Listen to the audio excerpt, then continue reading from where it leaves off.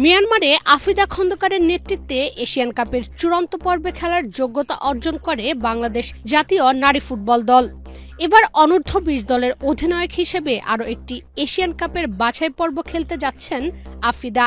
Asia সাফ বয়সভিত্তিক ও এশিয়ার বয়সভিত্তিক কার্যক্রম মিলিয়ে এটি হতে যাচ্ছে তার তৃতীয় আন্তর্জাতিক প্রতিযোগিতা, তাও মাত্র 32 দিনে।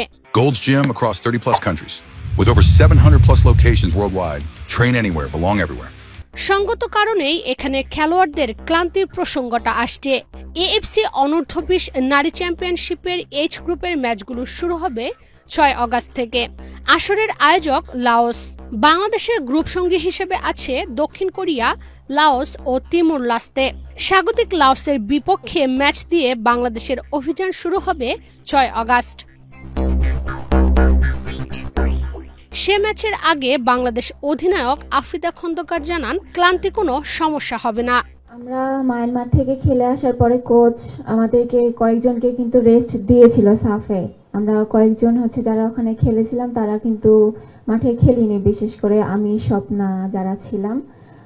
তো ওখান থেকে আমাদের রিকভারিটা কোচ যেভাবে মনে করেছে আমাদেরকে দিয়েছে। এখন কোচ তখনই বলেছিল যে তোমাদেরকে এফসির জন্য খেলতে হবে ভালোভাবে, তো কোচ ওভাবেই আমাদেরকে রেস্ট দিয়েছে।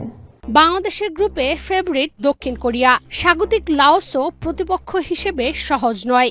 দুটি দলকে টপকে মূল পর্বে টিকিট পাওয়া কেবল কঠিন নয়, বেশ কঠিন। এজন্য সামর্থ্যের সেরাটাও দিতে হবে। বাছাইয়ের খেলা অনুষ্ঠিত হচ্ছে 8টি গ্রুপে। প্রতি গ্রুপের শীর্ষ দলগুলোর সঙ্গী হয়ে মূল পর্বে যাবে সেরা রানার্স আপ 3টি দল। বাংলাদেশ কোচ পিটার বাটলারের দৃষ্টি প্রথম ম্যাচের দিকে। সে ম্যাচে স্বাগতিক লাওসকে হারাতে পারলে মূল পর্বের সম্ভাবনা বাড়বে। The first game, I know we've got 3 games. The first game's against Laos, and then we play Timor-Leste, and then obviously we have a game against Korea. South Korea, in my opinion, are probably one of the best teams I've seen in this region. They're very, very talented group of players, very workmanlike, very fit, very strong. But like I said, our first priority is Laos. And we will be ready and we'll be fit and ready to go. We'll have a bit of a rain check probably when we arrive in Laos regarding injuries. But other than that, we've got a clean bill of health. Asian cup বাছাইয়ের কঠিন লড়াই শেষ হতে না হতেই আফিদা খন্দকার সহ senior দলের 9 ফুটবলারকে নেমে যেতে হয়েছে অনূর্ধ্ব 20 সাফে।